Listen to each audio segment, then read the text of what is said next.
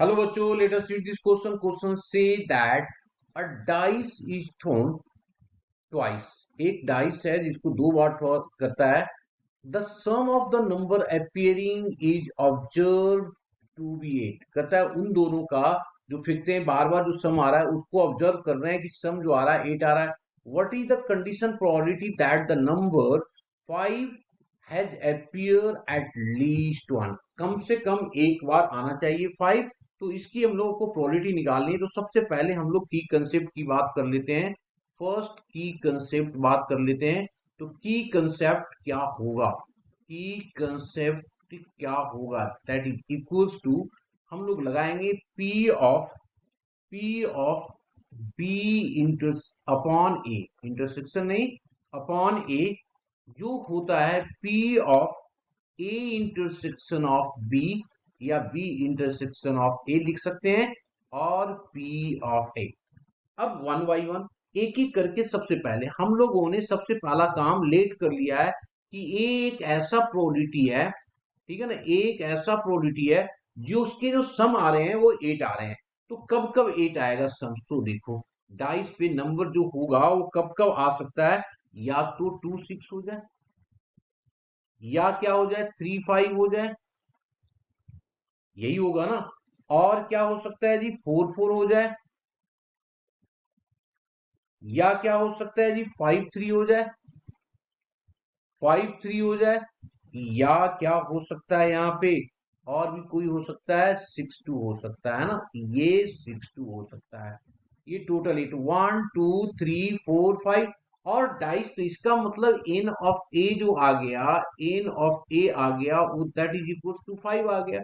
और इसी तरीके से अगर मैं इसकी बात करूं तो एस कितना आ गया 6 into 6. This imply that n of S जो होगा वो 36 हो जाएगा.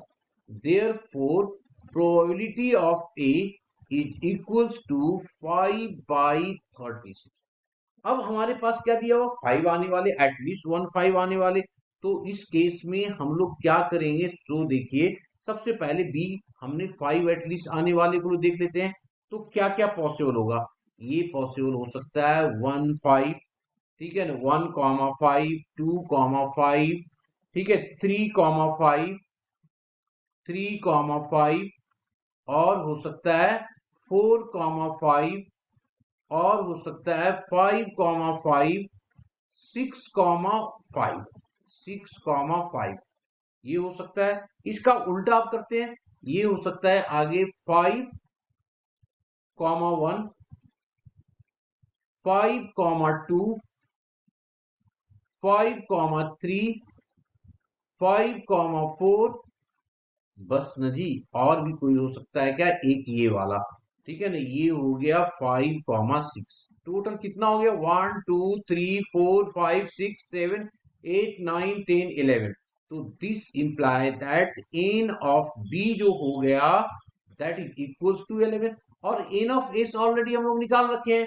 तो ये हो जाएगा therefore P of B.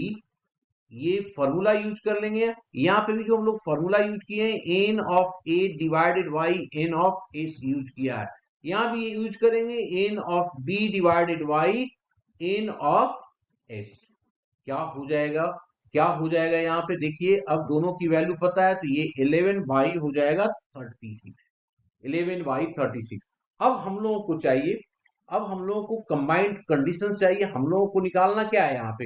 हम लोगों को जो निकालना है पी ऑफ ए इंटरसेक्शन, मतलब पी ऑफ, हम लोगों को जो निकालनी है पी ऑफ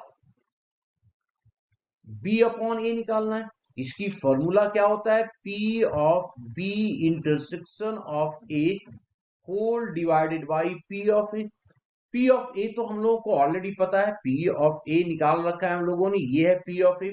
ठीक है, अब हम लोग को चाहिए P of A intersection B. तो अब देखते हैं दोनों में कौन कौन सा आ रहा है. देखो ये 2 और 6 है, 2 और 6 8 वाले. तो 5 वाले यहाँ पे देख लीजिए कहाँ 5 3 है. देखो यहाँ पे एक 5 3 आ रहा है, ये वाला यहाँ भी 5 3 है, और यहाँ भी 5 3 है.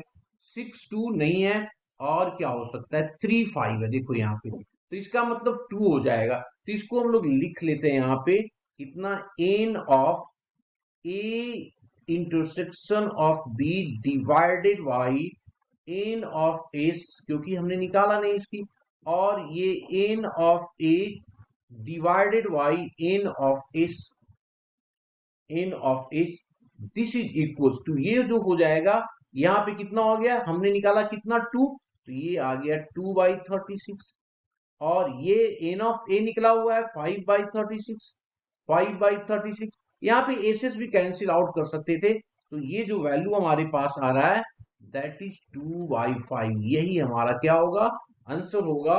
Hope you understood it well, best of luck.